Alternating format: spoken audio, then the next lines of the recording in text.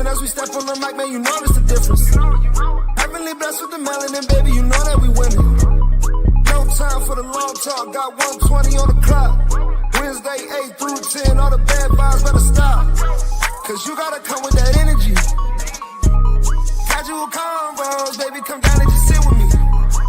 Lil' Coco be spitting that remedy. Casual convos, baby, come down and just sit with me. You better take this shit serious. She dropping knowledge, no hitting is free for the play. Tap it right now if you curious. We got the ham radio going lit every A. We go from people to family to pilots. Stay with me if you got something to say. Know it's important if we go acknowledge. Speak on the business and get out the way. What you gonna say about my mama? She winning, you rockhead.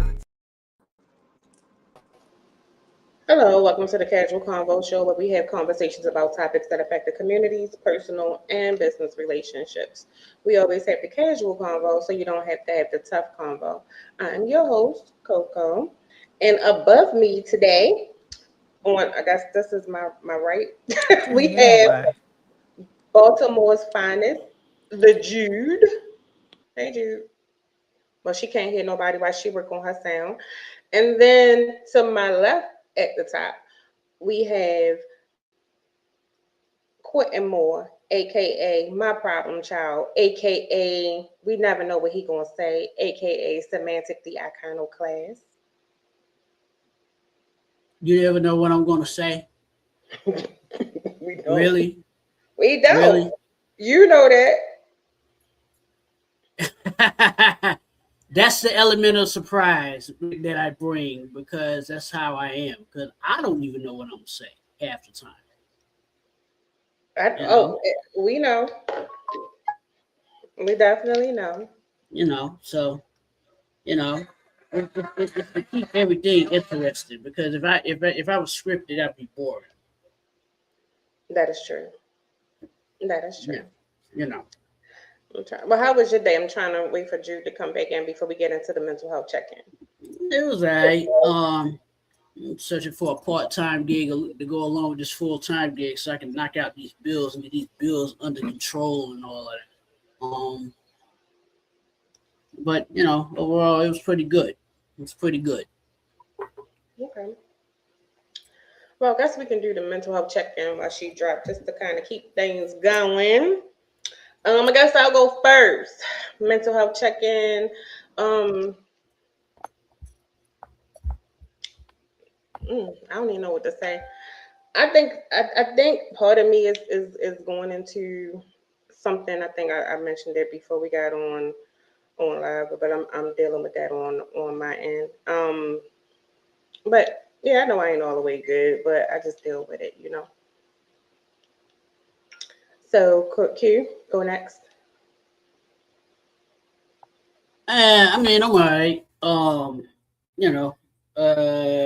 Just trying to figure out my next move. Now I got to secure the full-time gig, even though I'm trying to get up out of there for more money and get the part-time gig. So as long as it's not interfering with my Sundays. Because I told one job, they were like, "Can you work Sundays?" I was like, "Absolutely not. Absolutely not." They were like, "Why not?" Do you not realize what season it is? It's football season. Well, what's more important, football or money? Football when it comes to September through January. But after January, I'm fully available, engaged. But no, you're not going to disrupt my Sundays with any BS talking about, my bill is past due. What can you do for it? Look, hang up the phone, watch the game, and then get back to me after the game. How about that?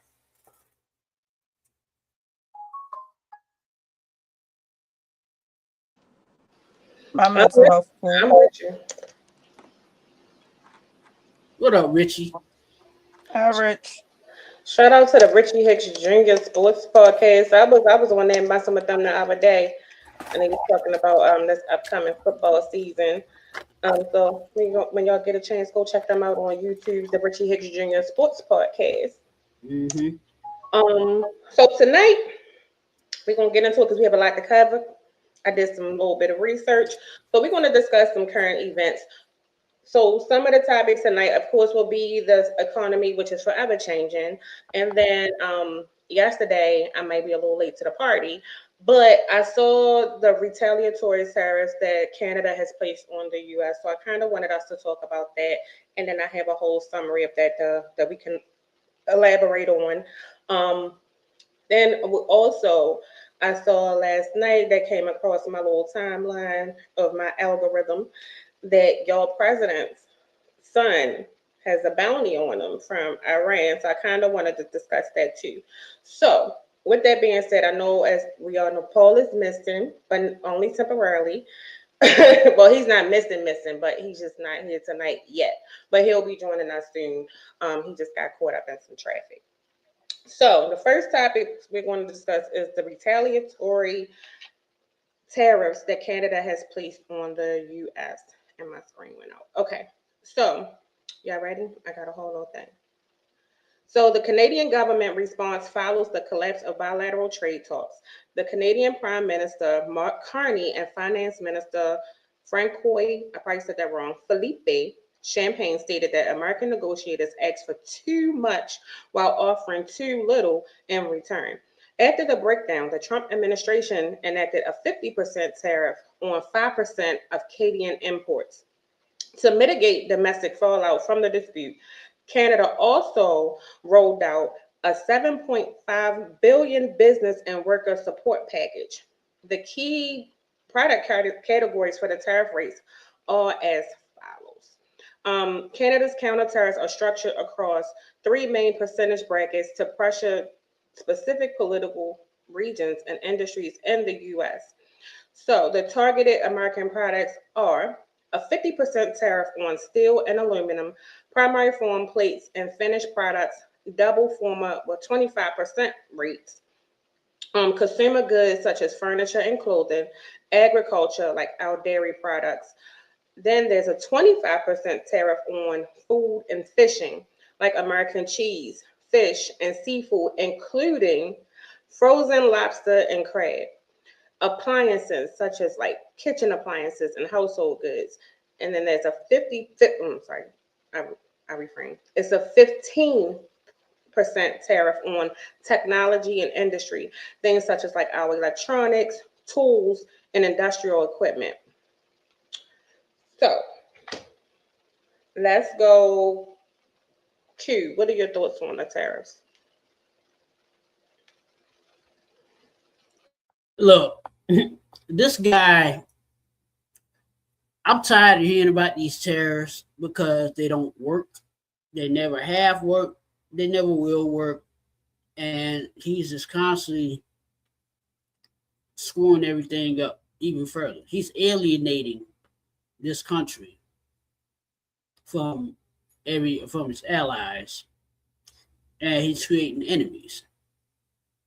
So with these tariffs that are in place, he's setting the United States further down an economic hole, from which they will never recover until he gets his ass out of office.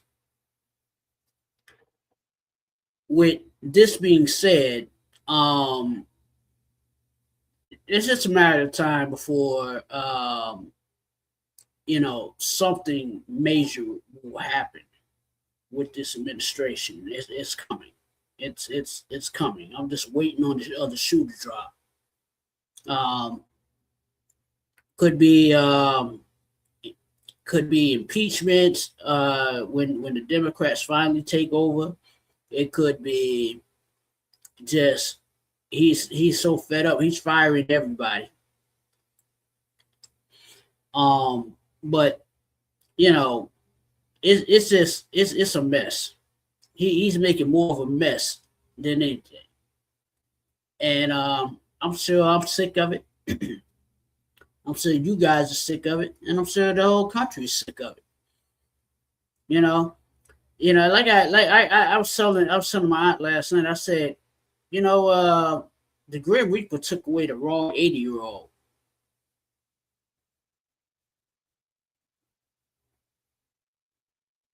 They took the wrong 80-year-old last night. You're right. Because You took the angel instead of the devil. I mean, you're supposed to take the devil. You're supposed to defeat the devil. Leave the angel behind. Let the angel, live on. But you took the angel instead. I'm like, man, what is going on, man? What is taking so long for this to happen? Because he screwed up everything. He screwed up the job market. Everybody out here is struggling and accepting jobs that are below what they are used to making. And how you gonna catch up on your bills when you were getting paid less than what you were used to making? You know what I'm saying? Bill collectors don't even care. I was like, well, you either take what I give you or you don't get anything at all. How about that? That's how that's gonna work. Because, unless I get a part-time job, that's the way it's gonna be until I can get back on my feet, part-time, because it ain't my fault that we got an idiot, an idiot administration, not just him, in power. And these people start to realize what they voted for, and now they want to walk it back. You can't walk it back. Mm-mm. You can't walk it like you talked it. What's that song go? Walk it like I talk it. Mm-hmm. Yeah, they talked it. Now they walking it. I agree. And now they realizing what they got themselves into. Now they were like, well, we need the black community's help. Well, wait, what? You need our help? Wait a minute. Okay, you called us all kinds of N-words and this, that, and the third, disparaging words and disparaging comments, and now you want our help? No, we're not going to help you. You did this to yourself. Now you got to face the consequences. Period.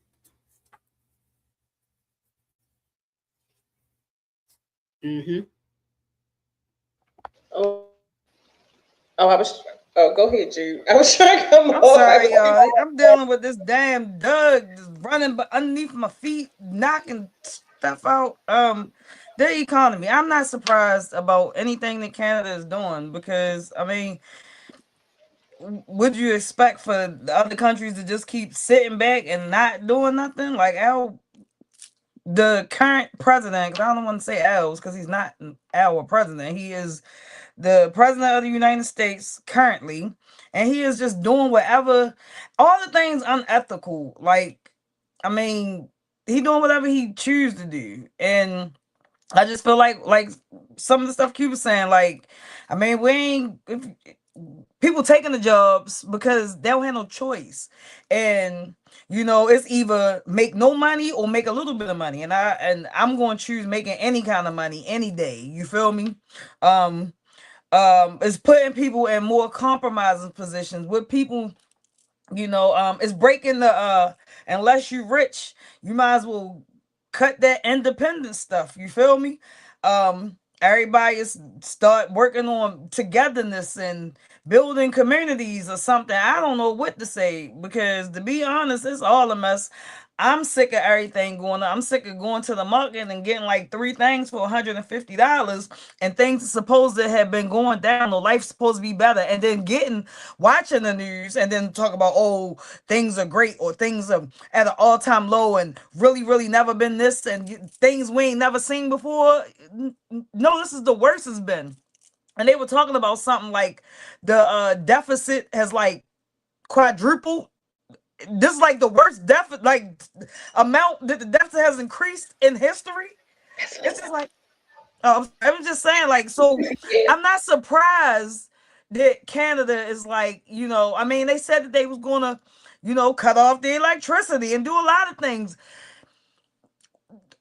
I mean, how we play around, but we can rate FAFO because the other countries is like, yeah, we not playing with y'all. Y'all gonna suffer in America, and y'all gonna see what it feel like. And then what's gonna happen is, what the rich population gonna do when he's out of office, they gonna go settle in them other countries where their other homes are, while everybody is over here suffering. Half don't even live here. Everybody got other homes somewhere else, but yeah, I'm not surprised. Go Canada, you know. I'm sorry it's going to affect us, but hey, somebody got to fight. Yeah, I think I also think that this country also play a lot of games, and we and I don't even think it's just the administration. I think Americans as a whole, and we've had this conversation before, where we think nothing can happen to us, like because we're better than all of these other countries. We feel like we're just the cream of the crop, right? But we're slowly but surely being proven. I ain't even gonna say slowly because it's happening at a rapid pace that we ain't as tough and as rich as we think we are, and these countries are exposing that every day. But I also wanted to touch on, think about the increases in what the tariffs are on. So I know we're going to get into the economy later, but just imagine what is this going to cost the average American citizen? I ain't talking about the rich and famous. I'm talking about the average American, which is the largest percentage of people in this country. So not only are we already trying to figure out how we're going to pay our bills because everything is skyrocketing, right? Now, think about it. Cost of goods is going to go up as far as like trading, because with that being so, companies are going to have to spend more money to get goods because they're going to have to still pay for it, which means the prices for these things are going to skyrocket way more than what they are. So we already can't afford that. So a lot of people are going to go without a lot, because some people are just trying to make it with the daily essentials, let alone, God forbid, your refrigerator or something go up now. Now, whereas you might have paid 800 to $1,000 for a refrigerator, now you're going to spend damn near 5,000. So because whatever they pay, they want to boost it up even more. So it's like, even down to them, whoever is going over here doing these negotiations, and I think it's also come from people are appointed in these positions who don't have a clue what's going on or how to do the job, because he's appointed people in these positions that has never done anything but put politics, going overseas, or know anything about how to trade or the cost of goods or anything. They just going over there talking, trying to see who ball's going to drag the lowest or who penis is bigger. And then now we stuck in this. And I feel like that's pretty much um what's happening. And I do agree also with the point that you made about them going to other countries. They trying to go to other planets because they sick of America and they know where it's headed. Go ahead, Jude. Well, I get canceled if I go and try and get one of them jobs. He paying people good money to do, for a little bit of knowledge to do very important jobs. And I got some knowledge, and I will read a book. Yeah, we all can I probably know that go. was off topic. I'm sorry. No, No, no, go ahead. it's actually on topic. The sad part is you could apply for it, but you might be the wrong shade. That's the problem. I got a couple experience. They don't know what shade I'm in because I I have on black. This is black. They confusion.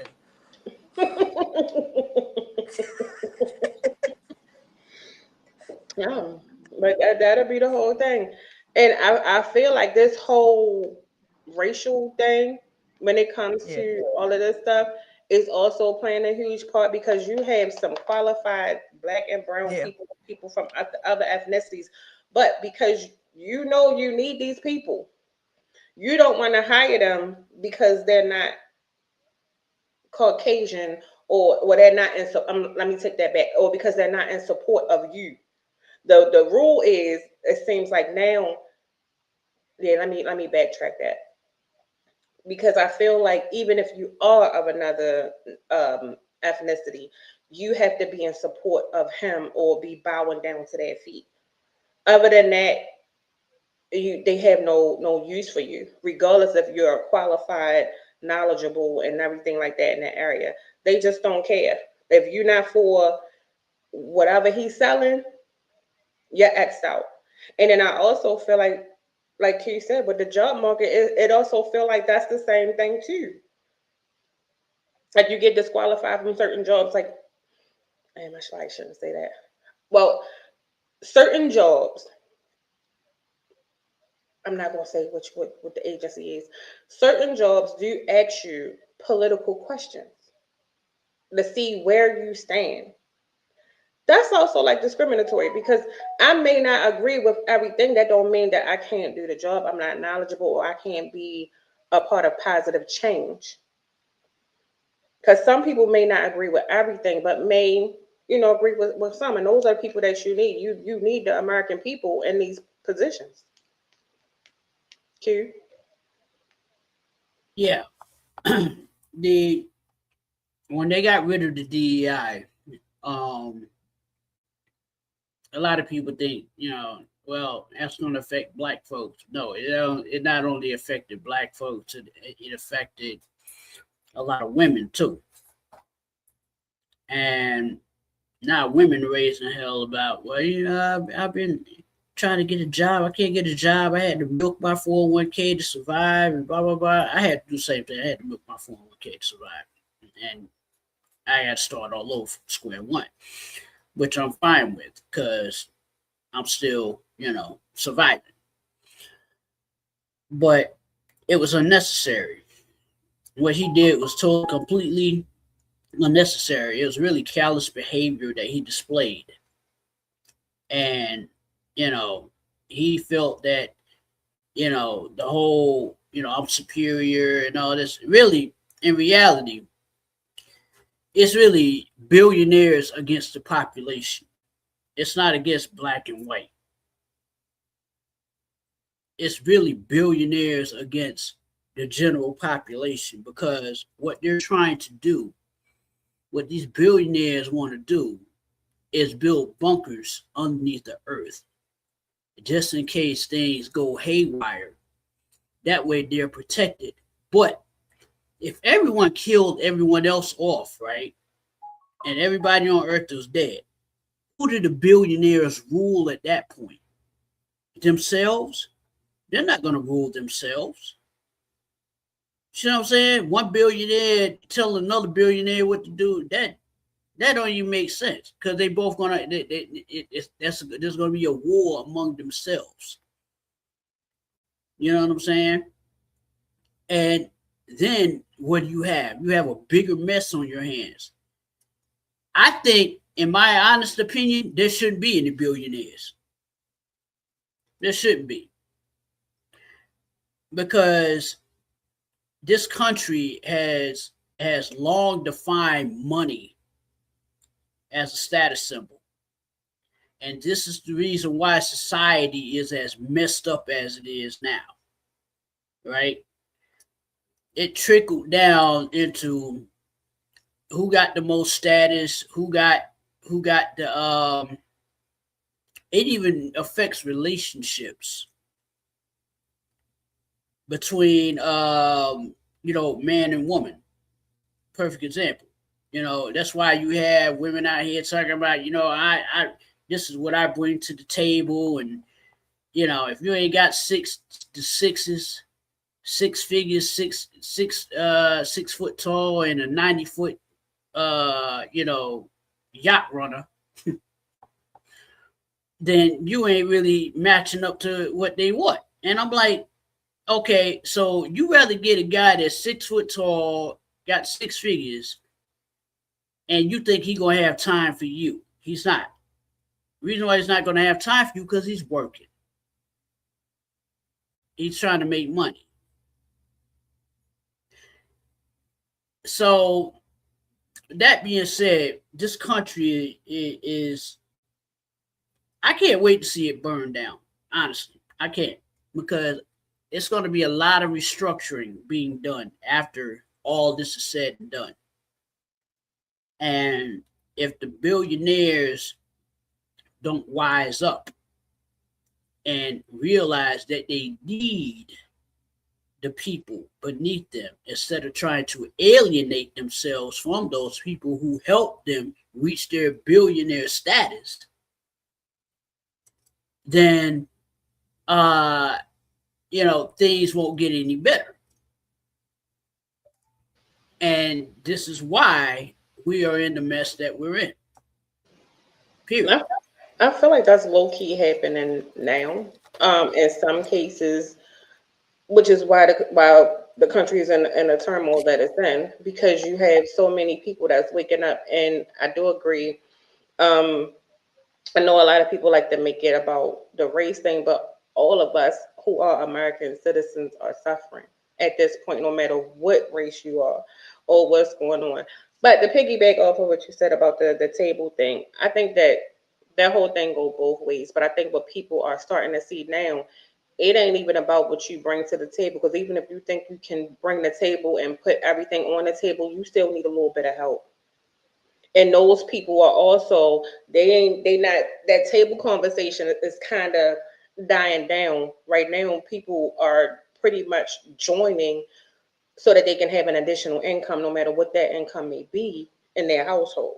So we tend to see that. So I think a lot of times, and I think we've all set up here before, no matter what your income bracket is, if you're not, I guess what, financially responsible or aware, it don't mean nothing.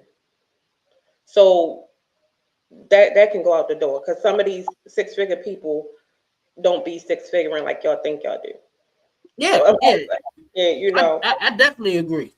yeah. But I do see some conversations where that's being exposed and people are trying to get out of that. You see that mindset starting to shift.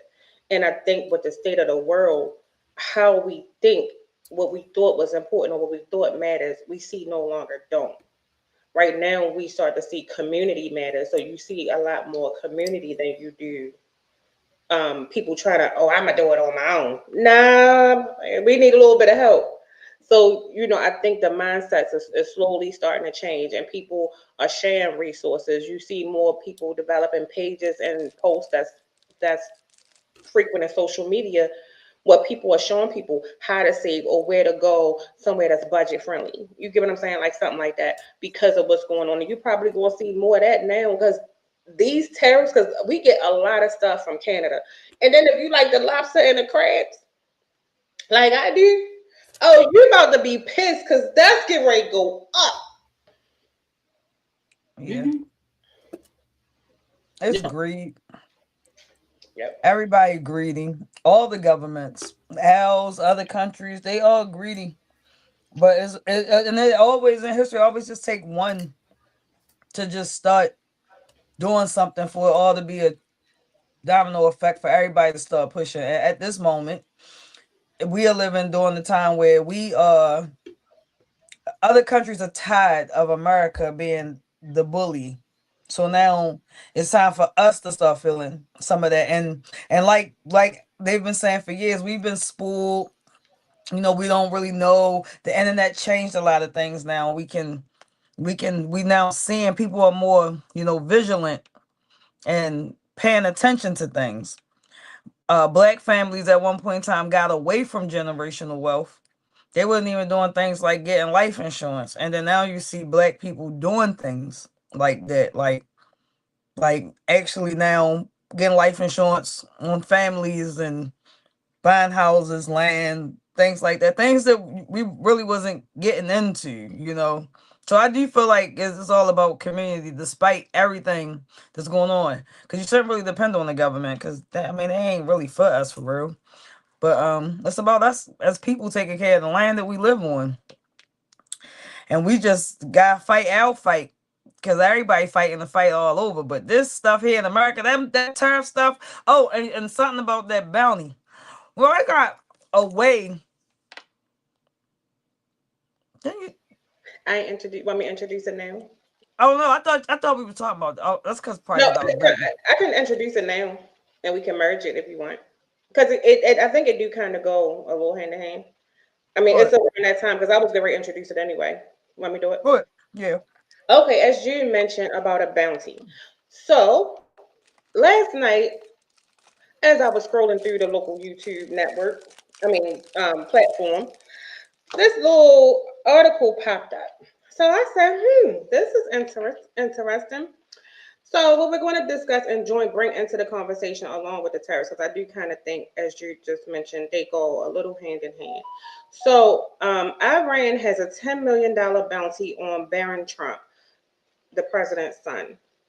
The Iranian state television has broadcasted a video placing a $10 million bounty on the life of President Donald Trump's youngest son, Barron Trump. The U.S. Secret Service has confirmed it is aware of the broadcast and is actively investigating the situation as a direct threat. The details of the video. The 3-minute video was aired on Channel 3 of Iranian state television and circulated by media outlets linked to the Islamic Revolutionary Guard Corps, the IRGC. Wait a minute. The targeted monitoring titled "Where and How Should We Unalive Barron Trump?" Question mark. The video features stylized graphics pinpointing physical locations frequented by the 20-year-old. This includes Trump Tower in New York and the campus of New York University, NYU, where he is a student. The footage purports to track Barron's routine, highlighting specific details regarding Secret Service detail, escort vehicles, and security posts. Now, infiltration claims. Infiltration claims. The producers of the video claim that an operative, a girl, bypassed his security perimeter. Bypassed the security perimeter to meet with him privately. They also allege they tracked his private communications via online gaming platforms, specifically voice and text logs on Xbox. None of these security breach claims have been independently verified. However, they released a chilling message. The broadcast concluded with an explicit warning directed at the president's son. And that warning was, "This is just the beginning, Barron Trump. Wait for us." So, Jude, you can continue. First of all, leave Carlisle alone. That man ain't do nothing. That man ain't do nothing. I just realized, like, Barron, Barron, the little young one, right? Yeah, I don't know. He guilty by association because he like literally the Melania Trump clone of Trump. But I would be if I was the Trumps, I would be, I would be worried because they don't just make threats, they live by like that. It's like a sacrifice when they, no offense, but like it's taken at a different, it's not, and he has made some enemies, and all I'm saying is we ain't got nothing to do with it. I'm sorry. And to have somebody infiltrate that's a young girl, she's probably a cute little thing, but to even get even closer, just they expose how close, if they really listen, they show how close they can get with 9/11. Everybody show how close they can get with 9/11. You feel me? Just that, and I'm speaking on that because that was something that happened during, I was in school when that happened, so what I'm thinking about, like being a person that was in school when that happened, and with all the school shooting and everything that's going on in our country, that just made the threats of going to that university or any university, in my opinion, more, more scary. Like it's just not safe. It's already not safe in this country. That just made it 10 times worse. And if my child went to anywhere that he went, I would be terrified right now. And they should be heightening up. They don't heighten up security at any school after anything. So, I mean, that is something that as a United States citizen, yeah, we all should be like kind of, worried about that. Yeah, I don't know. It's just crazy that he even got us in these type of situations. It's not even him, the government, because it's a collective. Because everybody like to point the finger at him because he's the commander in chief. Every day. But yeah, nah. It's a collective. It's a whole group of them. The whole group of El Tories. Yeah. Leave Carlisle alone. He ain't do nothing. No, I definitely agree. Because when I saw it, I was like, oh wow. But then as more details coming out, it was like, oh, they not playing. They taking this to a whole another level. And throughout the time of this whole conflict, aka war, whatever that we've been having with them, they've been doing all kinds of stuff. And the more that this administration is trying to say, oh, we have it under control, oh, we're winning, we winning. I mean, are we really? Like, who y'all trying to convince, y'all or us? Because we clearly see something. They're getting close to your family. And then I do agree with you on Can I say one thing? Sure. They wouldn't have never got near neither one of them Obama girls.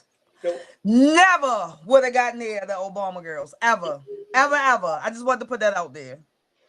Oh, yeah, because Michelle alone would have beefed up everything. It shouldn't have happened. It shouldn't have.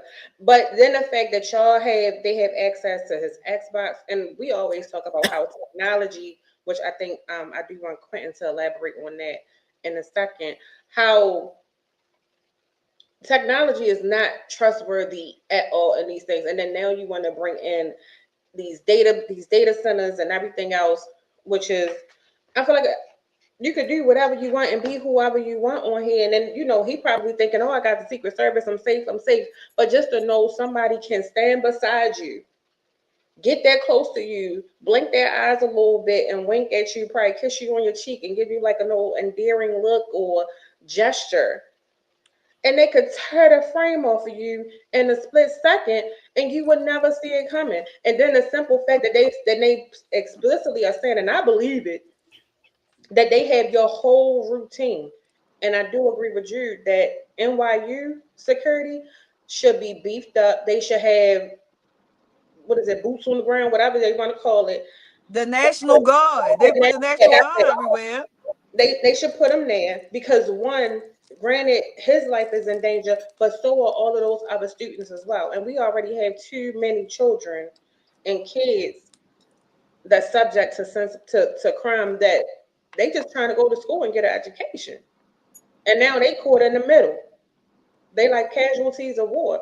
And that's crazy. Q. Well, yeah. It's an unfortunate incident that he's dragged into it, but this is the risk that you take when your parents are in a high spotlight, right? Especially president, right? There's the risk that you take.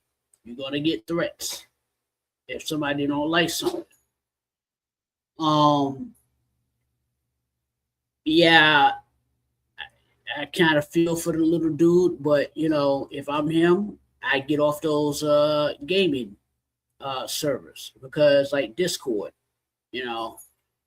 most people get on Discord, they like to talk all this rah rah rah and blah blah blah. They like to talk smack when they play the little game or whatever, right?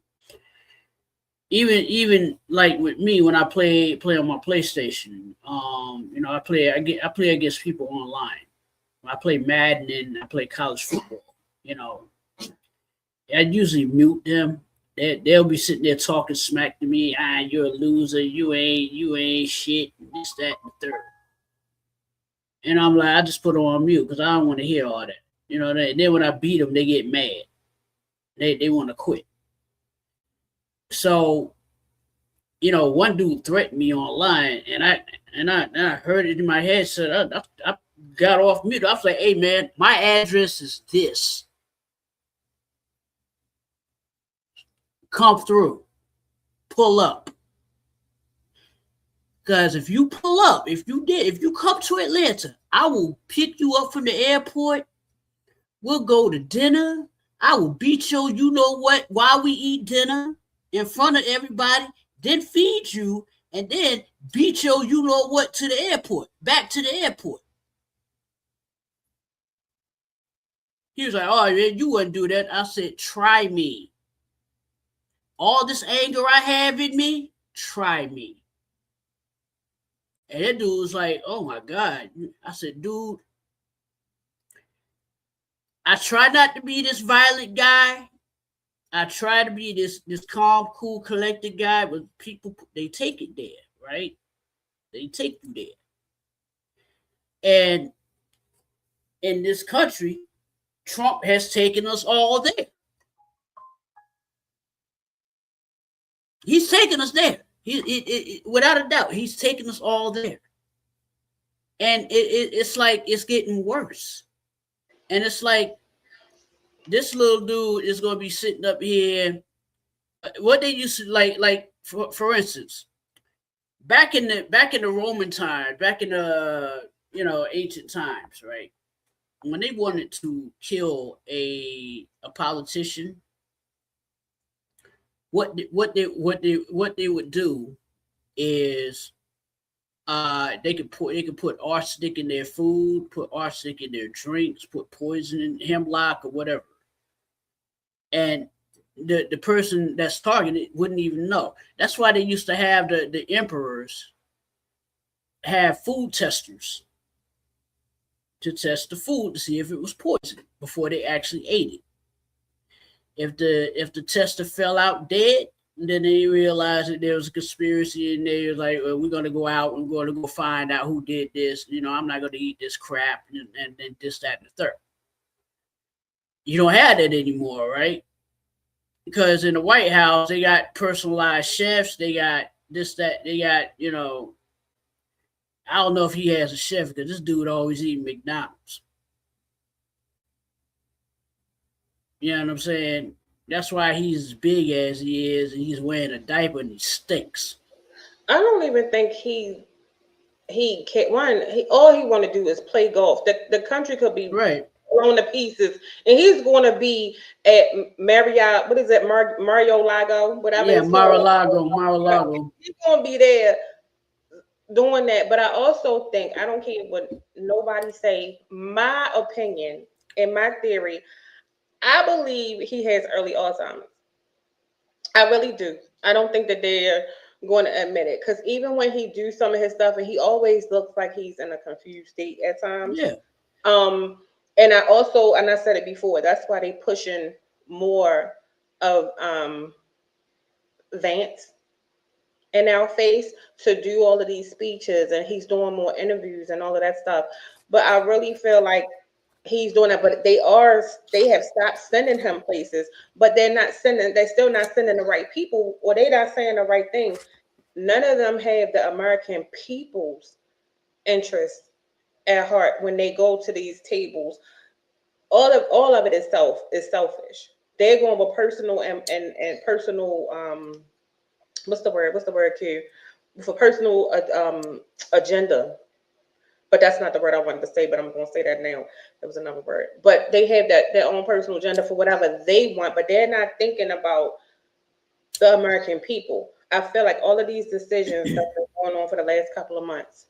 Yeah, because it's all business. And it's not even, but even if it's business, you still the American people are suffering. Mm-hmm. And you want the American vote, which is why they're trying to do all of this stuff with the voting system, because you're losing the American people, because you're going into these things, but you're not considering the average American is not a millionaire. No. And so that's why I said, no matter how much people try to make it a race, we all in this together. We all suffering. We about to be the third world country, because the third world countries are coming up. Even off of social media, because I be watching them reels, and I know they getting it, because their little makeup and all that stuff be done compared to when I first started seeing them. They making bank off of American content, and all they doing is cooking in the jungles and eating, and I be watching it like, damn, how they make that sauce? So they literally found a way to capitalize off of some things, but we're struggling. Of course, because when social media really blew up, social media has always been here. Okay, MySpace was social media, right? Is But MySpace coming back? Not to cut you off. I saw something where I used to like MySpace. MySpace was it's coming back. It's coming back. MySpace and them though, they was created for the colleges to communicate though. Right. It wasn't even for like open for the public. Mhm. It was like it was a social platform, just like the internet was created for the government. The Mhm. internet's been around before social media for a long Mhm. time. That's right. Yeah, You know, my yeah, favorite part was to be able to change the music on your profile. When you clicked on somebody's profile, you can have a yeah, song. yeah. That was They, they, the they, they're equivalence to bringing that putting the back. music on your voicemail. Yeah, Look, they're bringing that back. y'all, They're when bringing y'all all was that back. talking about that Roman age and the food testing, right? That had to be like a crazy time to live, you know, like for that to be your job. Because if you ate the food, and if you ate the food, to test the food, and then you died, and then whoever prepared the food died because they killed them off, and then they killed off whoever served it. But that had to be the craziest time because you are right, Q. They was doing all types of things like poisoning the wine, snakes in the bed, like that time of life used to be crazy. Now, you know, it's 2026, you know, you have no idea what, like, they put a lot of stuff out there. It's the what they don't put out there that Right. you should be worried about for real, because they are really harboring on this AI stuff. But what about AI that they don't tell us, like the tests that, you know, that makes them scared for real, but they still pushing for this type of, you know, life on all of us. I don't know. I don't oh no, you were saying something. Oh, struggling. I was trying to write stuff down, but then y'all was talking about a bunch of stuff. We struggling because we don't have no community. We don't care about our people. And in other countries, there are places, because one thing we are talking about, these other countries, they doing like the same thing like our country was doing for a long time, only showing the good. But people came here and exposed the bad.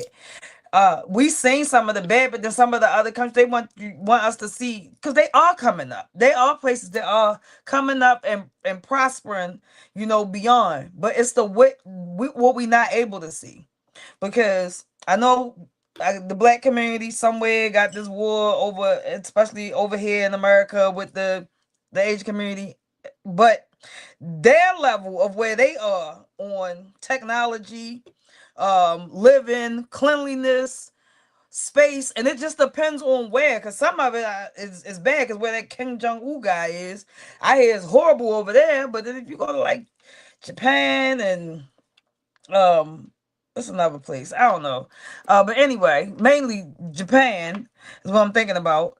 You know, they living a little different. They living like in the future, to the point like they got things that, where our president will sit on the news and say we are the greatest country in the world, and you like, hey, you know, you can buy a smart car over there for a fraction of what they selling things over here. Like, we being robbed. And we can talk about it all the time, but it's like they really got the whole country in the chokehold, like whatever society it is, and then it's bigger than just the country. Our country only play a part in that because they are what is like a certain amount of families that actually control the world, the money, the way Yeah. everything moving. So it's like we need to focus on like what's going on at home, but it's a whole bigger picture. Everybody is out here fighting something. The system is just set up for us to fail, man. Mm-hmm. Especially if you're not part of that elite group of people. Mm-hmm. Mm-hmm. George Carlin used to say it best, right? If you don't know who George Carlin is, I suggest you go on YouTube and look him up. Very famous comic. And he was right. He used to write for Richard Pryor. He's a white dude. He used to write for Richard Pryor. I think he wrote for Paul Mooney, if I remember correctly. Him and Paul Mooney tag team together. They helped Red Fox doing Sanford and the Son. You know, they wrote some of the stuff from Sanford and the Son. I love George Carlin, and he's spot on every time. I've watched the majority of his stand-up shows, even as a kid, and he nails it. He said, you know, it's a big club and you ain't in it. when he's talking about politics. It's a big club and you ain't in it. They're also, you also have to look at the World Bank, right? The World Bank. The politicians ain't even politicians. They ain't in it either. No. But there are 9 countries that are not controlled by the World Bank, and this is why we go to war with them. Iran being one of them, Iraq being another, North Korea, I think Syria is one. I had it written down. But it's 9 countries that the world, that this is the reason why we always go to war with them, because we're trying to get them to join the World Bank so that they could be under that one world, one currency ideal. Right? Libya is a part of it. Libya said, no, we're not going to join you. Libya is the 5th country. I forgot the other 4. But the public doesn't know that. They think that, it's a religious thing, right? Christians hate Muslims, and Muslims hate Christians, and Muslims hate Jews, and Jews hate Muslims. No. That's part of it. But what's funny is with this whole war thing is that, if it's a religious war, which has been going on for decades and for centuries, this is nothing new. It's been going on ever since man was created, right? Difference of philosophy. That's all religion is, philosophical differences. Okay. There is no difference between a Jew, a Christian, and a Muslim, because they all praise the same monolithic entity. Hold up. How we get here? I'm sorry. I got a message. How we get here? Yeah. I'm trying to keep up. I'm bringing all of this into a head as to why this world is so screwed up, right? Okay. And when you have greed, that's the one deadly sin that you cannot control is greed. Okay? Greed and pride are the 2 most deadliest sins that man has, right? Because greed and pride kind of do go hand in hand. When you have a lot of money, guess what you got? A lot of what? Pride. If you think about it, right? When you're broke, you could have pride, not just as much as somebody has got $1 million in the bank, right? Pride has something to do with your self-esteem, but the problem is society has allowed money to dictate who they are. You know what I'm saying? All money does expose you for who you actually are. If you were an asshole before you got $1 million, you're gonna be the same asshole with $1 million. You just got $1 million. I slightly disagree. No, it's true. I think just slightly. I'm agree to disagree on that one, only because I think sometimes when it comes to money, but let's just merge economy issues into this now, since we then went to this thing right here. We're going to talk about some issues with economy as well. But what I think sometimes when people who don't have money get money, I think that's when some people become assholes. Some people can be truly humble and they think they are above reproach. They tend to think, they're invincible, or they just big shit, so to speak. Because I've seen, and they always say money is the root of all evil, but they also say money changes people. You can have some of the sweetest people, but as soon as they might come into something, little something, and we see it. I mean, truthfully, look at tax time. People be cool as I don't know what. Let them taxes hit. The whole attitude change. So I mean, that's why I said I slightly disagree. Like, yeah, some people can be assholes before, but they might become a bigger a-hole. But then I've also seen some very humble people, some sweet people that come into money or come into a break in their career. And as soon as they think they had a come up, oh, all of a sudden now they bigger than the program. You feel me? So that's why I said I slightly disagree. But I also want to throw out in there. So Jude, I want you to go next. But I also want to throw in some economic issues such as cost of living and like energy costs as well. Jude. Wait a minute, I'm sorry because I took a call in the middle of talking. So please remind me of what what we was just talking about because I got a little off. No, we're just talking about the economy because Q was saying how sometimes people with money become bigger Oh, assholes, and I was saying I had slightly what bigger disagreed. than the program? Some people without money, nobody bigger than more bigger than the program than the broke people, yo. Because broke people they be out here living. You feel me? And irresponsibly, and you seem to have more fun doing that sometimes because they get the bill money when they get the bill money. But anyway, um, the economy sucks because everything is expensive, and like you had said earlier, like they're not really paying people.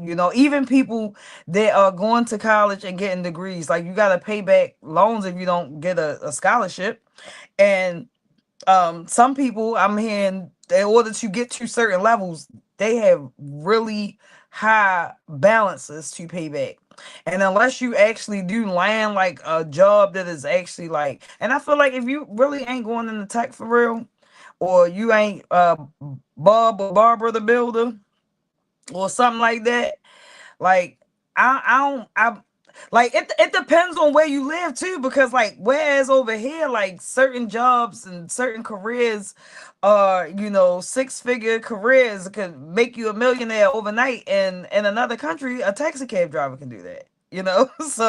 So I'm being a taxi cab. It just depends on what you're trying to do. It costs a lot here in America to get there. School costs a lot. So the unless you're able to do that at a younger age, like you tending to you gotta be making sacrifices. And some people be like, yeah, well, you gotta do that in life, yeah, but it shouldn't be so hard because a lot of people not even able to live. You want to hear another truth about the economy? You know what a pattern I'm noticing? People are retiring and passing away. They ain't even getting to live. And it's saying like people are working and they walking around there like barely walking. Like they are like they should be retired, but they still working, and they the ones that's alive. And it's saying like it's because I don't know, like, like they like working is putting people in the bind. Yeah, huh?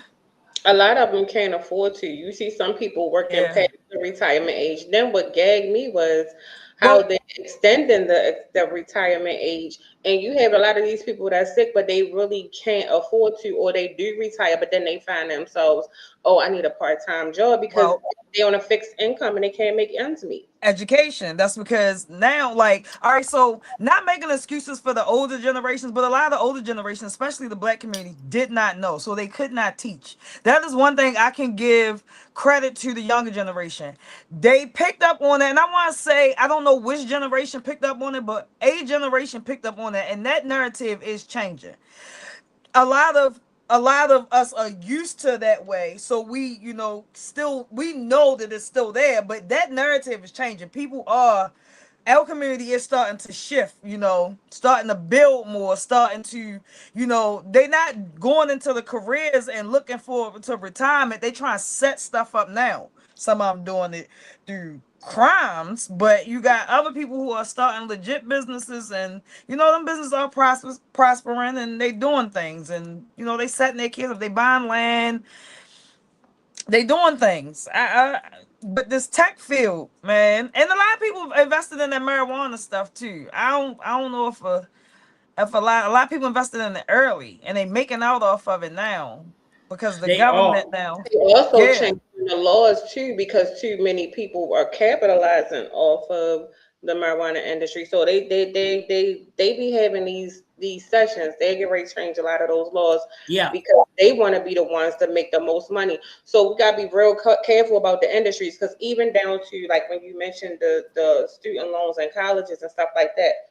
So statistically, African Americans are the highest percentage in this country of college graduates, especially with bachelor's, master's, PhDs, and beyond, are growing. So what they're doing is they're making it harder, and they're being way more aggressive with these student loans, with it being able to pay back with the interest rates and things like that. So they're trying to make it harder, and then they're also changing requirements for certain things to get in there. So any way that they can, and that's why, because so many of us are getting in these positions in companies where we're becoming CEOs, we're becoming VPs of companies at a rate that we've never been before. So they're trying to slow that down.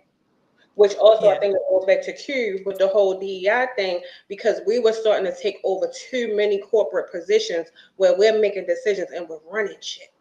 So when it gets to a point where black and brown people or people of different cultures are getting in these positions to run shit and make decisions, they start to change the laws. So we Yeah. just got to be mindful of those trends and to see and really stay, so that we can stay afloat. But we also got to be mindful of paying attention to the policies and the laws that change as we're in these businesses. Because a lot of us get stuck in the business is booming, but behind the scenes, and then all of a sudden it just hits you with something that they're doing this stuff. And I want to remind everybody, these sessions are public. Yeah. Yeah. Now, going back to what I was saying earlier about the 9 countries with no controlled central bank, right? Meaning Rothschilds, Yeah. Rothschilds own bank. It's Afghanistan, Iraq, Sudan, Libya, Cuba, North Korea, Iran, Syria, and Venezuela. And you know what they all have in common? The United States has destabilized or tried to destabilize each of their governments. Go back and do the research on that. Because remember, we went to war in Afghanistan. We already had a tiff with Iraq, especially when Saddam was in power. Sudan, we're still there in Sudan, trying to destabilize their government and trying to establish, American influence over there. Libya, when Muammar Gaddafi wanted to establish a gold standard for the continent of Africa, what happened? He got killed because of what he wanted to do for his people. He had no beef against black Americans. He had beef against the American government. He was trying to help black Americans. Okay, because he realized, black Americans have been oppressed, all this time, blah, blah, blah, blah. I understand their plight. Cuba's still destabilized. Even with Fidel Castro being gone, I don't even know if Raul Castro is even in power any longer. I don't know who's in power over there because, they don't really talk about Cuba that much. North Korea, we already know what North Korea is. North Korea is not on an island on their own. They got their own thing. They don't want nothing to do with us. They don't want nothing to do with Westerners. They don't want nothing to do with the world. They just doing their own thing. Iran, we already know what's going on in Iran. Okay, we already know what they are doing because we're engaging with them right now, war-wise. Syria, we've had issues with them in the past. And we still have issues with Syria because they label Syria as a terrorist state. And notice they always list these 9 countries as terrorist states. They want Americans not to go over there. Not to cut you off, I'm sorry, but they label us in America as terrorists too. When they have certain people with certain crimes, they call it terrorists. Like Right. even if you have certain crimes in here, so that they call everybody terrorists, and it's quick for us to be labeled as terrorists when we commit a crime. And the last country on the last country is what? Venezuela. Mm-hmm. Look what happened to Maduro. They came, swooped them up in the middle of the night, and you ain't heard hide nor hear from him since. Right?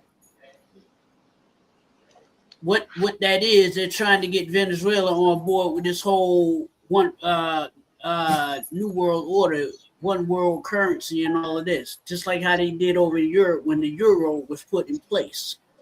But we don't have the money to do that. That's the thing. And most of these, I'm sorry, I don't know if you want to finish, but most of these countries do not value or don't have need for the American dollar. Our No, they dollar don't. doesn't hold as much value. So when we try to think, oh, we can offer them something, we don't really have anything to offer or trade. No, because as I keep reiterating, telling people to read the book Behold a Pale Horse, it talks about this. It tells when Bill Cooper wrote that book, because Bill Cooper was an ex-naval officer who exposed the government secrets, and that's why he got killed. He got killed back in 1991, I think. Because he had been threatened before by the government. Hey, you telling too much of the secrets of the United States. You need to pipe down, stay quiet. And he did. Came out with that book. And then he ended up getting killed. He got shot dead in his home. Unalived. He exposed how the monetary system worked. He exposed it. Okay, they applied the law of thermodynamics to the monetary system. Okay, for those who don't know, look up the law of thermodynamics.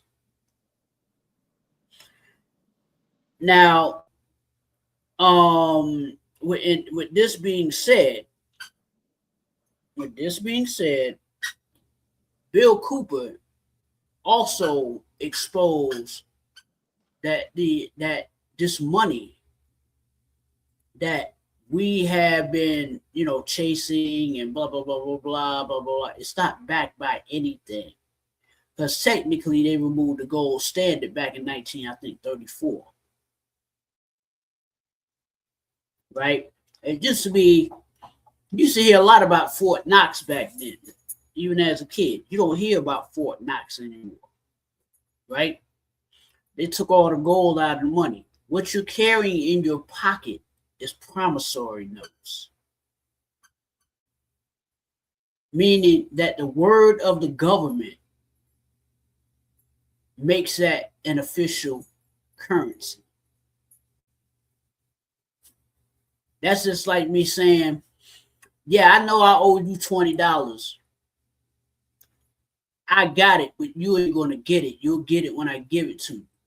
And when I feel like giving it to you, you're like, oh, okay. But they're still exchanging gold, though. Gold is still very they're still exchanging gold. Highly tradable. But they also have investment networks, like you have like carrot bars and things like that, because it's moving towards a current where gold is going to be currency. Yeah. And that's what a lot of people are not realizing. Like, keep your gold, because it's going to be. Remember how, like, if we watch, I don't know, like, I love like Game of Thrones, House of Dragons, stuff like that. So when they carry Pirates of the Caribbean. yes, when they carry the stack of coins. So we're going to be going to a society where though gold and silver and all of those things are going to be precious metals. That's how you're going to pay for stuff, because they also because I've been to a couple of like these seminars for like carrot bars and things like that, where when you join they actually send you pieces of gold. So they're also going to be moving towards having, how we have ATM machines where you can deposit your gold and extract gold for spending. So I feel like, how they say it makes me think, and I'm sorry if I sound all over the place, it makes me think along the lines of, how they say history repeats itself. I also think that that's also true for like not only situation but also currency of how we spend, how we trade, how we do certain things. Because, like I said, if you're a traveler, you see when you go to these other places in these other countries how now it's like mandatory that you exchange your money. They don't want the American dollar like that. Right. Or if they do take it, they're going to triple charge you because it may be, it's not worth as much, but it may be still worth more in their countries. But they're going to raise the prices on you as soon as they hear you're American. So that's why I always say it don't matter if you're like an African American, whatever, whoever you are. When you go travel, only thing they see on that passport is that you're from America, and they're going to try to extort you as much as they can. Peace. My name is Apple. Yeah, I know absolutely. you. What? You? What am I doing? That's you. What you looking at? I'm on Facebook, like scrolling through, Right, we can hear. scrolling through, trying to figure out what's going on in Giants camp that I missed out on practice today. But anywho, yeah, they're gonna try to charge Americans, extort Americans, so to speak. Blah blah blah blah. However, this is why I tell people to read that book because it explains everything you need to know. When I read, I still have that book, and I read the first chapter, and I had to put that book down. That book was scaring the hell out of me about But I how. think we should be scared. I Huh? mean, well, we in open form. We in open form now. I think some things that we need the hard truth, but unfortunately, in today's society, I feel like the truth is a lot of times right in front of us, but we want to believe it's a conspiracy theory, or we don't believe because they always say that the biggest thing you can do for people to sway people the other way is put the truth right in front of them, or like you Right. just said, put it in a book. But at the same time, it was a comment, and I think it was from a reel that we posted from the show, and which one was it? I think it was the one with you about the rainwater, and then I had googled it and researched. So the first comment he had to, you know how you put a comment and then you put an edit, and he Yeah. had to do that, and then it was kind of appreciative that okay that we had a dialogue where so even though some things we can think some things are true or whatever, but also we did the research and we were able to correct what it was, even if it was just for that state. And Yeah. so he liked the dialogue. So I think when it comes to dialogue and education, we have to do those things and do our own research. So even though we see things and things may put fear, because a lot of times people don't want to deal with the reality because it's too real, Right. and it makes you accountable and responsible for what's next, Yeah. because a It's lot of just people like don't want to think about that. it's just like for People instance, lazy. well, Huh? it's just like death, right? People don't like to talk about death because of the finality of it, right? They don't like to talk about Okay, that's too soon. it. And it's true. It's true. And since it's open for we're gonna do real talk here. Um, people don't like No, to I'm talk saying about. I don't think I'm ready to have that Oh conversation yeah, right now. yeah, yeah, yeah. They don't like to hear death. They don't like to talk about death because it's too final. It's too real. Q went over your head. Just not yet. Oh,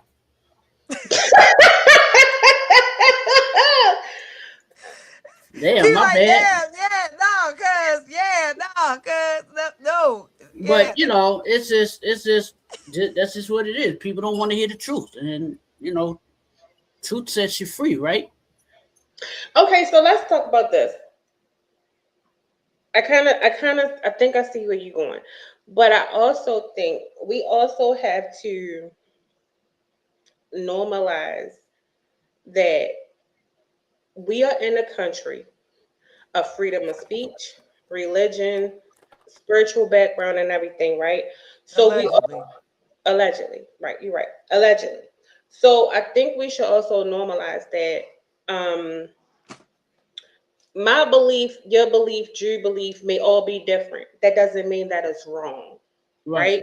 Even if we do research or opinion, that's still that person's belief and what shapes that person's being, right?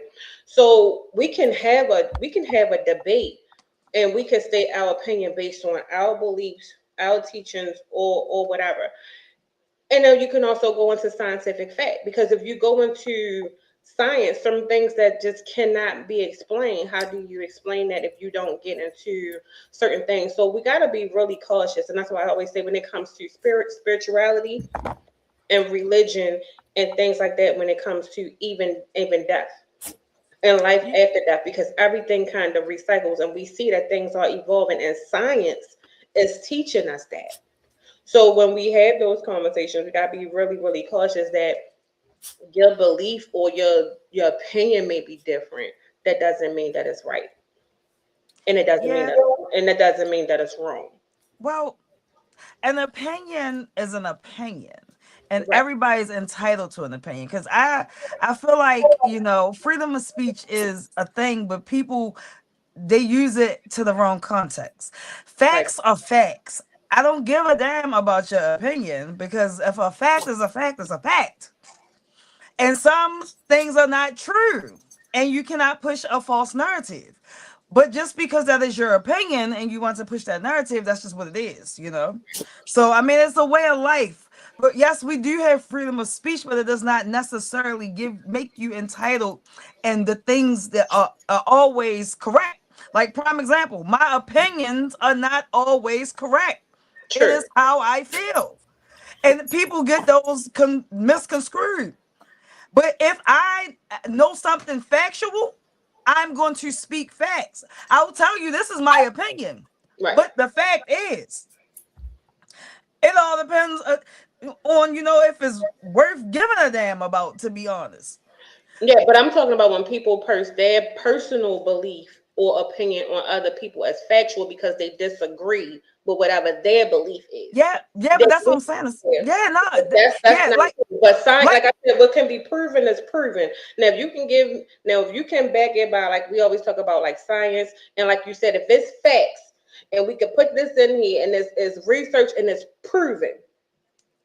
yeah, like the That's Bible. what it Like, I'm gonna say it like the Bible, because we don't know. We don't, because so many things have been taken out of the Bible. One, and the Bible has been rewritten so His many times, and there's so many different versions.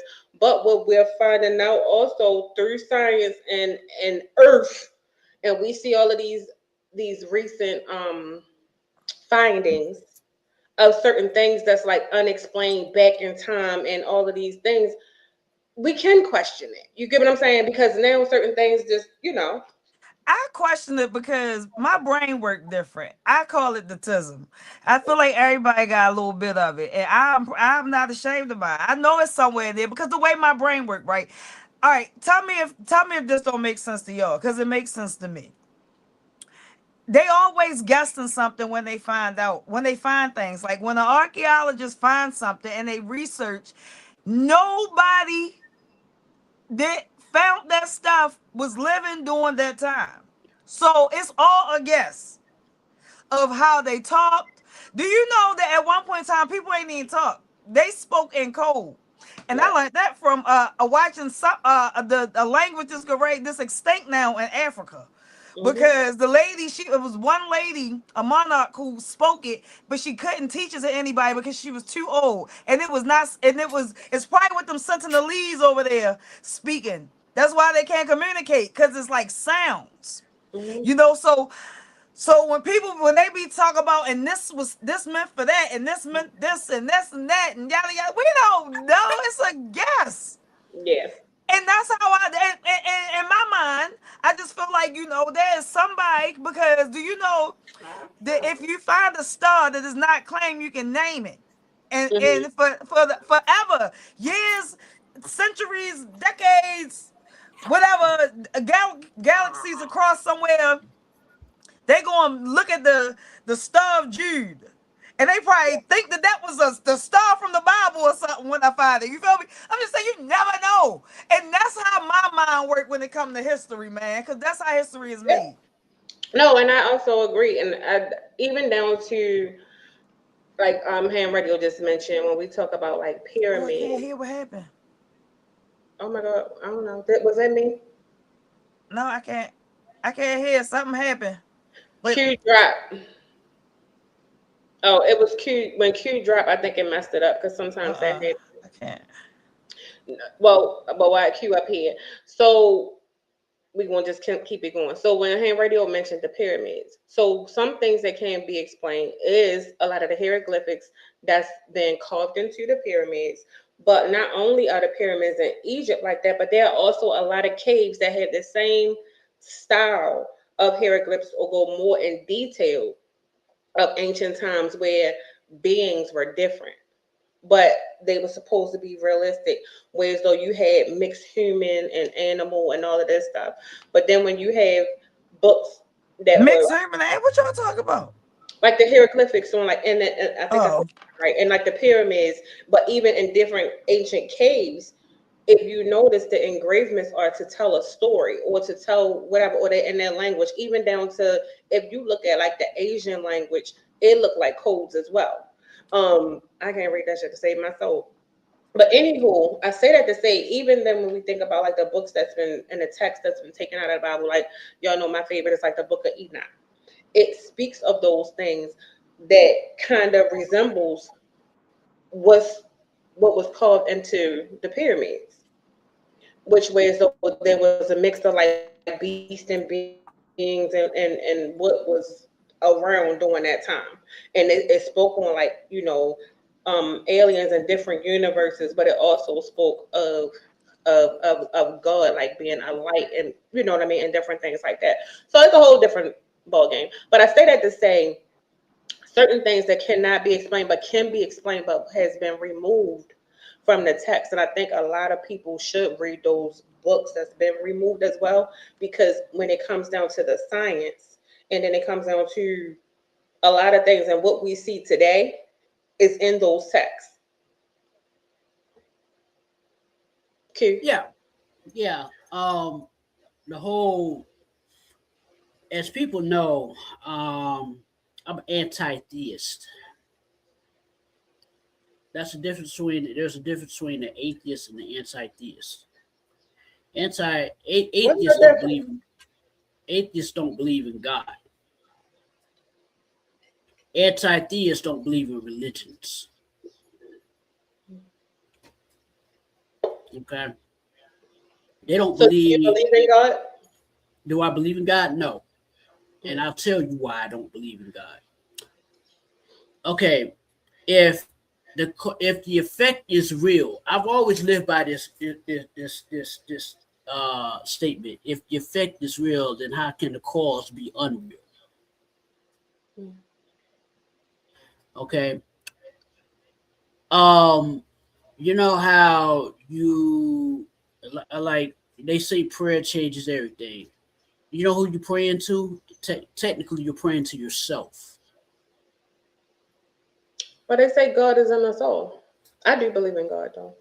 Right. There's nothing wrong with believing. If it makes you a better person, I say go for it. Me, I choose not to believe because of all what I've seen But and God is always described as a light, even in biblical terms. No one has ever seen him, but right, it's like a spirit, a more of a thing. And that's why they say we were all created in his image or whatever. And a right, lot of people take these texts out of context. And that means us all. He's within, and it always says seek within. And right, it's like that he's the light. You know what I mean? right. He's that positive thing. I ain't gonna get too far in it, but No, because and I do I do feel like that is a truth. You know what I mean? yeah, um, Bosco and I always have that discussion. We've had that discussion. That's why we're gonna come up with that podcast when we both, get to a place where we're both on the same wavelength. Right. Um, because I read the Bible, and I was like, and I said, huh? The King James version, right? That's the most widely read version because that's the one. That's the one that's sold in Goodwill stores and you know what I'm saying, these biblical shops and all of this mess. And I was like, it's really a book on authoritarianism. If you think about it, it's about the patriarchy because they say he, and I was like, okay, he created light, but what got me was how the hell he get plants before he had light? Plants can't survive in the dark. They have to have light because how they produce their food is through photosynthesis. And I was like, okay. Huh? No, you can't. No. They said that he produced the plants and then he produced light. And I was like, hold up. You can't have plants that grow in the dark. The plants have to have light because the light, yeah. And then I was like, yeah, there's a fallacy right there. And then when they said, I was like, well, it's been proven that dinosaurs have lived on this earth. How come he ain't right about that? I know that man and dinosaur did not exist in the same time period. Because if that actually happened, there would be no human beings there on this earth. So, no, plants do not need specifically sunlight. Plants do not strictly require natural sunlight. They need specific light wavelengths found within the visible spectrum, which can also be provided by artificial light, an energy source. Light gives plants energy. Light is light. Wait a minute. It's an energy source. Light gives plants the energy to turn water and carbon dioxide into sugar for growth, but they don't necessarily need sunlight. No, light means Shirley, light. Gully, and Mercy. It doesn't matter what kind of light. They said light, right? They said that the plants came before the light, and I was like, how the hell does that even work? Because the way plants produce their food is through what? Photosynthesis. That's how plants produce their food. But I think that's after an evolvement, because everything evolved. Because even like giants were here, like you said, like down to dinosaurs and everything like that. And I think prior to that, we still had giants, and you have all of these other beings that were here before. We all evolved from something, and I do believe the Bible is just a book of stories. And like I said, we got a lot of people that's authors now. We don't know, people might in the next lifetime or the life cycle or whatever, everything evolves into something that we cannot explain. We can have theories. Okay, so do you believe of evolvement of life, but we know something evolved. Like I always say, like I do believe in life after death, because I always feel like I was here for something. I don't know what I was in my past life, but it just seemed like there was some type of an involvement. But I also think your spirituality. Let me ask you this. Do you believe that there was a worldwide flood? I do. Impossible. I'm gonna tell you why I do. Because one, look at for one, we don't even know all about ocean and what's down there, but they find cities and all of these towns in the ocean.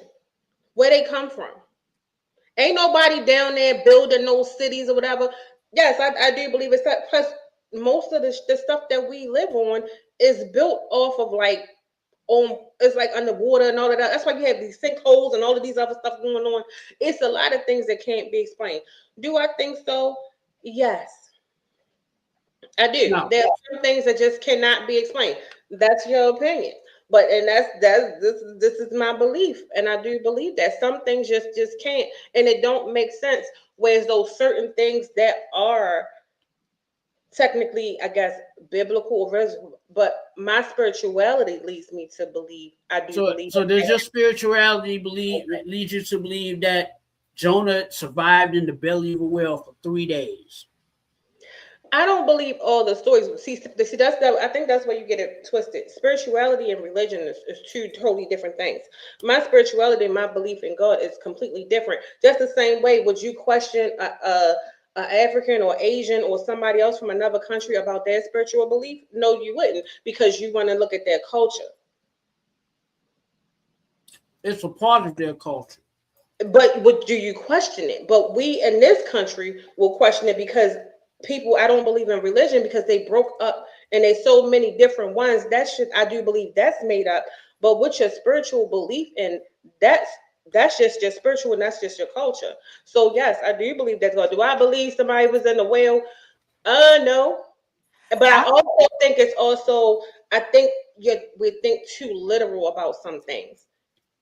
yeah, I don't think that the spiritualness have anything to do with culture. I think it is that's a human nature. Like that's a calling, in my opinion. Like that's the connection that we have with whatever the higher power is, because Yeah. I am not really religious either, but because I don't understand the Bible, and somewhere deep down in my spirit it is telling me that it is a lot of false up in there, and I've been like that since a kid. I've been asking questions, and a lot of people who have believed in that book since forever, who have tried to force that book upon me, have not been able to answer the questions that I have. People actually get frustrated when you ask certain questions. Yeah, So yeah. I I realize used to do that to priests. that I ain't used my to do that to kind of book. priests. Yeah, but that ain't my kind of book. If I ask a question and it instantly frustrates you, instead of, hey, let me, because that's what I thought the book was for. Mm-hmm. Mhm. But when I realized that, King James really wasn't a good person, and he No, was a manipulating fool, and he was and gay. he And came he up was with his gay. own. I don't care about him being gay. I'm gay, but but He was gay. That dude but was the extremely gay. to rewrite a book in your image, you feel me? That was like kind of like a thing. Like I look at patterns, Yeah. and when y'all asked a question about that, do we think that the world flooded or whatever? I think it. Y'all know how I think. Like it, things like repeats itself too. I think like over time the water rise and recedes because we are inside more water. I feel like it's like water on top of water on top of water. Because that thing where they talking about space ain't really like that's water too, for real. Because you can't breathe out there. Can't breathe in the water, excuse me. So it's like all kind of like the same. Going up into space, like the little effect that it make is like diving into water. It looks like the same for real. Mm-hmm. All that stuff. So I feel like we like it turns into like the whole could have been like a water world. And then as it recedes over time, it start to show certain landmass and start to do things, and then it repeats itself when it reset, Yeah. because they keep showing these things about resetting, and I feel like we are getting close to a timing Another shift of a reset. reset. Another Yep. thing that they keep putting in, my conspiracy theorists of movies, um uh uh we probably like was test subject number 2553 or something, and this earth sitting in this universe is just sitting here riding out, you feel me? What You they call never like a know for real. tendency. No, but Huh? and I definitely I agree with all of that. But I do believe I have a deeper connection to something other than myself. That's Yeah, just you that's do. and that's why I say when we hear other cultures and they talk about it, that's why I brought that into it. Because when they talk about God and their beliefs of a higher power or whatever, it's not usually questioned. They Nobody found fish fossils on Mount Everest. right. But I'm just saying that's not question, but we question our spirituality and our belief in whatever it is. If you don't believe it, that's cool. But I just know what my spirituality is. I do know when I pray and I connect, I do feel a difference. I do feel something else. I'm not saying I'm not one of them people. I'm not one of them people that go into a church every day because I do have discretions with that. And I don't think everybody can pray for you or with you. And I do agree with that. So when we have these conversations, I think there's a lot of context that need to be. But I do also think when it comes to the Bible, there are a lot of stories that people take literal. That's not even some things where it's overly exaggerated versus whatever. And then we also got to think nobody knows what the original Bible said. Plus, why were stories taken from the Bible? One, and it's been rewritten so many times. Yes, we all have questions, but when people get offended by your questions instead of teaching you, because that's what the Bible is supposed to do, teach and guide and be like a teaching guide. But people get so offended by it. That's what I question. But I never question my spirituality. That's why I always say I'm not religious, but I'm definitely spiritual. Yeah, because I believe in myself. I believe I'm God, We all are. technically. Yeah, exactly. Not that mystery God that's in the sky, not that, flying spaghetti monster that they program us with, right? And certainly not Caesar Borgia. And then I was like, okay, how did kangaroos get on the ark? Did they hop all the way from Australia? Then I thought about it. I said, well, there was one huge landmass at one point, Pangea. I think that's what it was called, Pangea. Where it was one huge landmass. And Yeah, then, because they said over time the earth started to yeah, divide is that right? into Exactly. continents. Yeah. And then Right. it's still dividing even more because even Africa right now is splitting. Yeah, exactly. The tectonic plates are shifting and Yeah, it's causing a that. mass under Africa. It's a big mass under Africa. Mm-hmm. Tectonic plates are shifting. And then, like, they asked me, somebody asked me, do I celebrate Christmas? I said, no. They're like, why not? That's Christ's birthday. I was like, no, it's not. I said, I broke it down for them. I said, do you know what Saturnalia is? They're like, is that a planet? I was like, no. Saturnalia is the Roman ceremony where people exchange gifts, men exchanged gifts with others, and they were having orgies with the emperor and the emperor's concubines, and blah, blah, blah, blah, blah. That's where Christmas came from, Saturnalia. And yeah, I hear you over there looking it up. Oh no, I'm in the private chat. I'm sorry. Uh, What you and had said? it's about Saturnalia. And everybody's like, well, you don't believe in Easter? I'll say, bunnies don't lay eggs. Bunnies are mammals. They don't lay eggs. I've never seen a bunny lay an egg before. Easter is based off Ishtar, which is the goddess of fertility. You know what I'm saying? Mm. And Yeah, why wasn't it the Easter duck? It should have been an Easter duck instead of an Easter bunny. Right, but this country being the way it is, that Judeo-Christian philosophy, right? It's a combination of the Jewish and the Christian philosophy, right? Because remember, back in the day, back when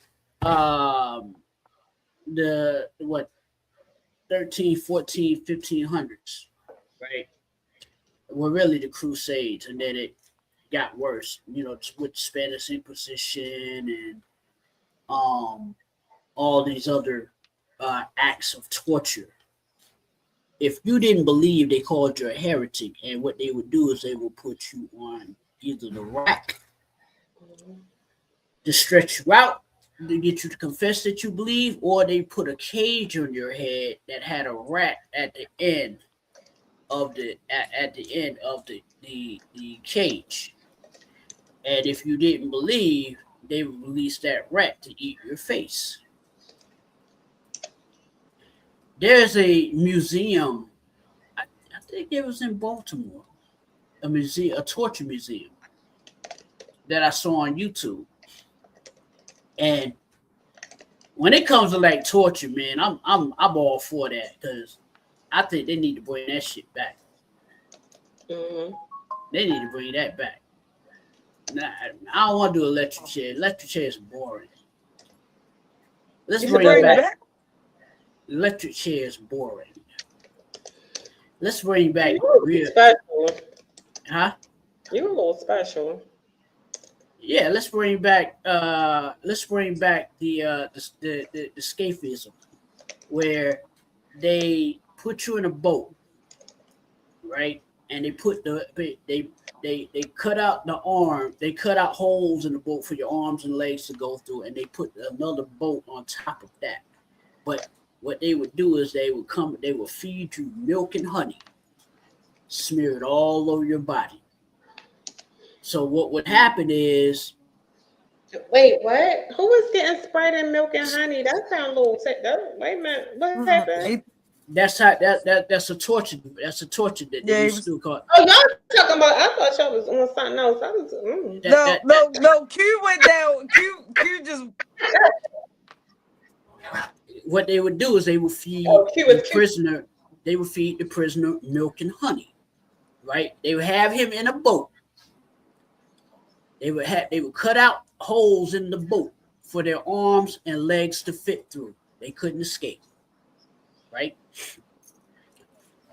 They would put a boat on top of that, upside down, so he was sealed inside of that capsule and put into the water.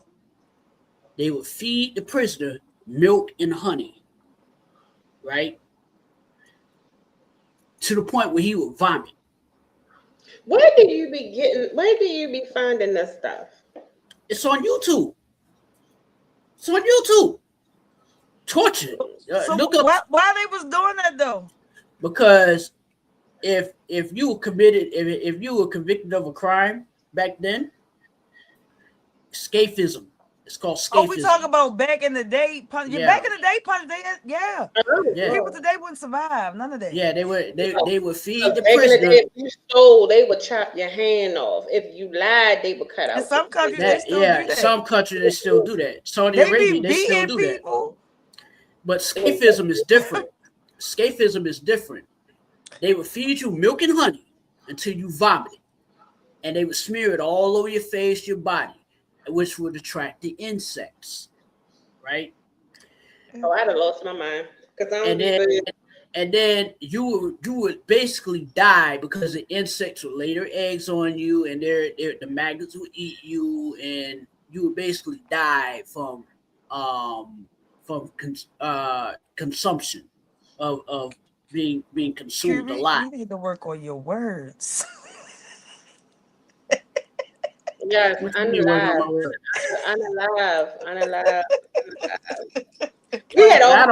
I don't do unalive. I think unalive is stupid. No, you're not listening.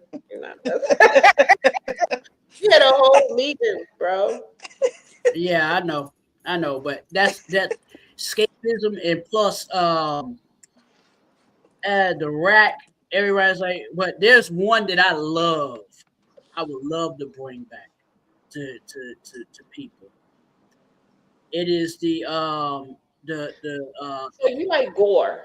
You're into gore. I'm very much into gore.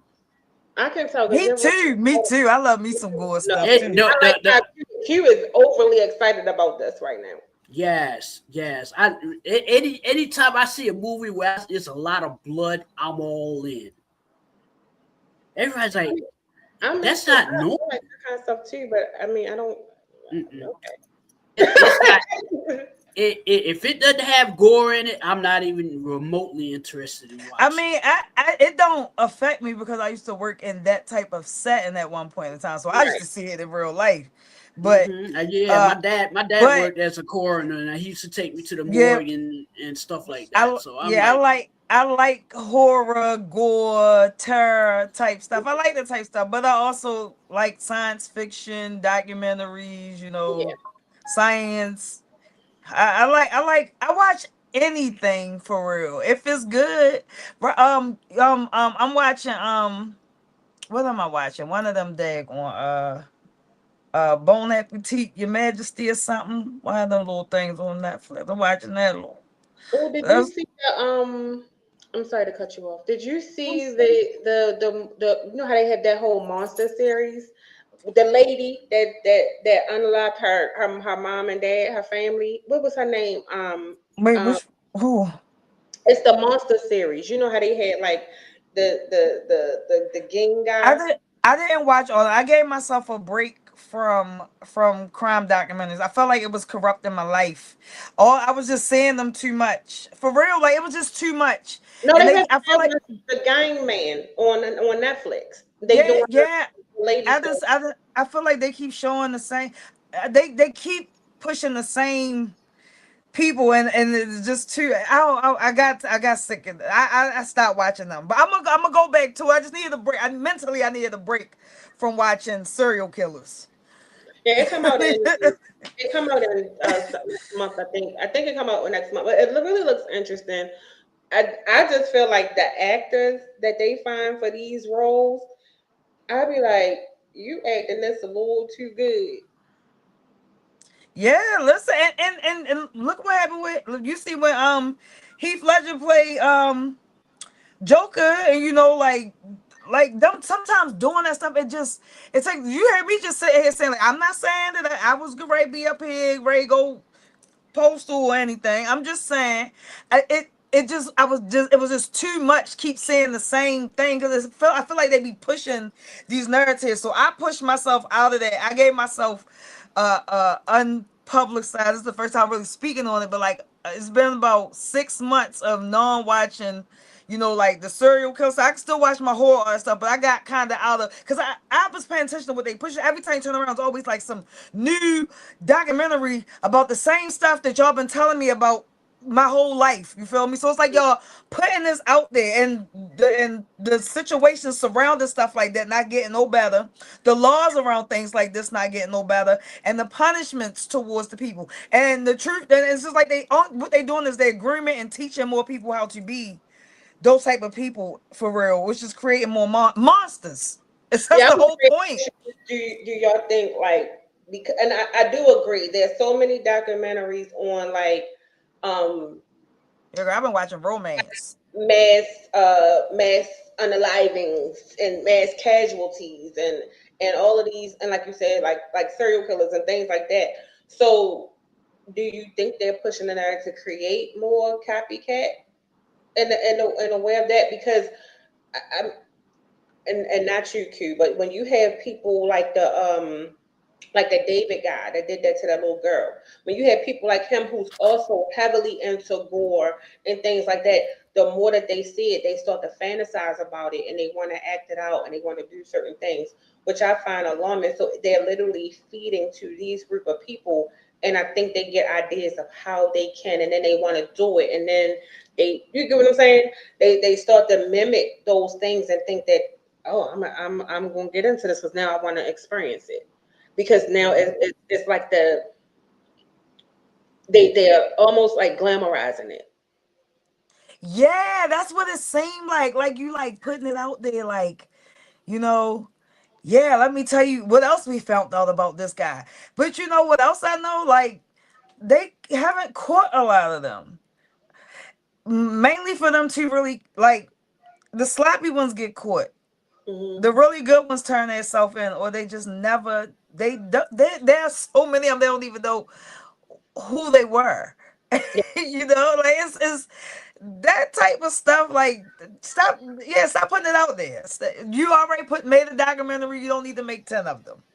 yeah. You And then know? that's turning it into you're giving people the visual aspect of how it went down. And people literally rewatch and watch and watch and watch and watch. And I think like get ideas because even following, like I said, following going back to that case because it's the most recent case that David got, and just following that, and just some of the things that he was into, and how he was watching, like even after.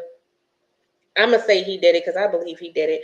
After the girl died, you on set taking pictures for like marketing with a finger, knowing this girl was missing her finger. You get what I'm saying? Like it's little stuff like that you started doing as props, and it became your reality. And that's what made it more sick. And everything that your alter ego, and that's what gets me when these people on these platforms or these artists, or I guess you want to call them entertainers, celebrities, or whatever, when they create these alter egos, they start to do things and they want to say, "Oh, I was in this state." Like, what you mean? So you just got multiple. So now you civil? Because that's what it's given. Yeah, but there were serial killers before all the media hype, right? You can go Yeah, back. that's what I'm talking about. But they turn it into now these shows, like I said, like the series on Netflix, the monster Yeah, series. yeah, yeah, yeah, yeah. I But participated to watch it, but it just seemed like, yeah, that wasn't social media then, but now they're bringing yeah, it all back and they're it's glamorizing it. So up to yeah, a person like that David dude who is fantasizing about it, and then he's watching it's feeding his frenzy to the point he acted on it, which yeah. we're talking about, it could possibly create people doing copycat stuff who's Yeah, heavily into it, and now they want to, because now because you're if he giving really the wanted to visual do play by if play of how to go about doing it. if he really wanted to do like something really really sinister, he should have followed the model of H. Holmes. No, he was into anime heavy, but he created a fictional, like he was doing Right. creating cartoons. But the thing about it Holmes. was everything, yeah, H. everything that Holmes. was, You know who he is?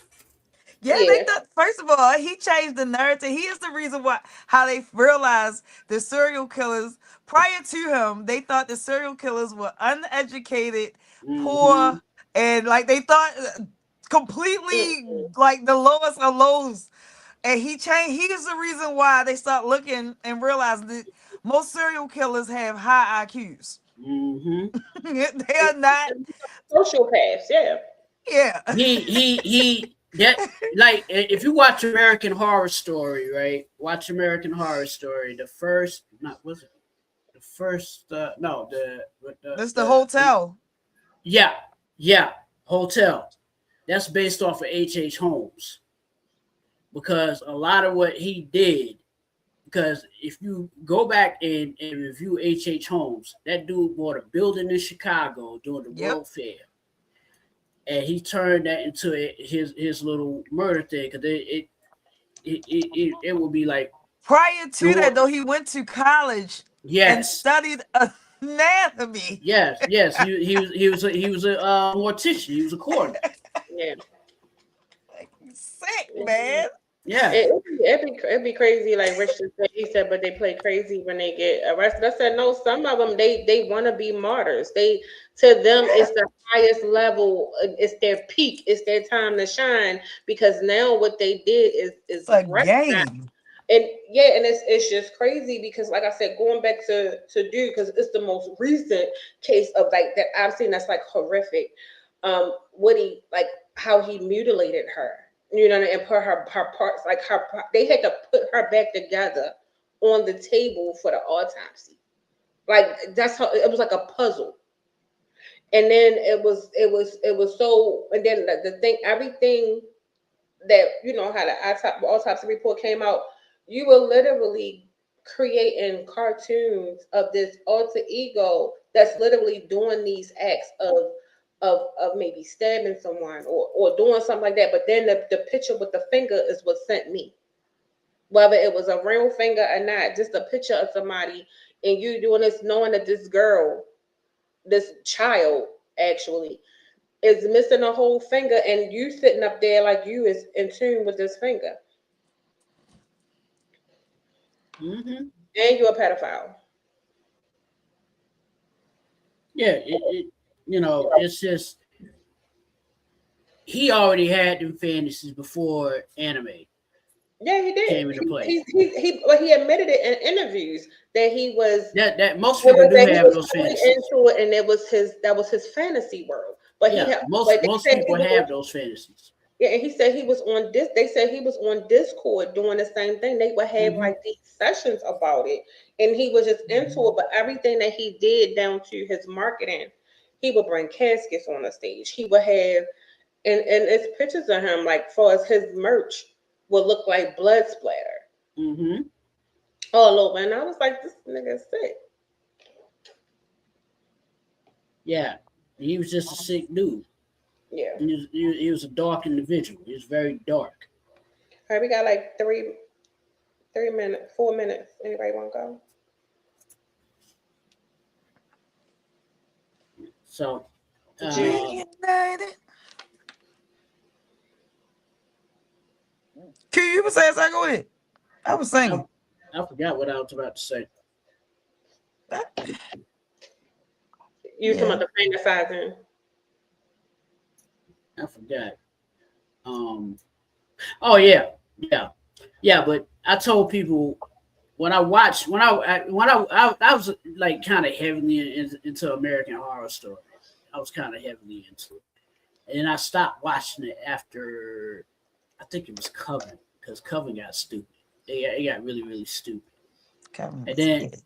yeah, it was stupid. Coven got stupid.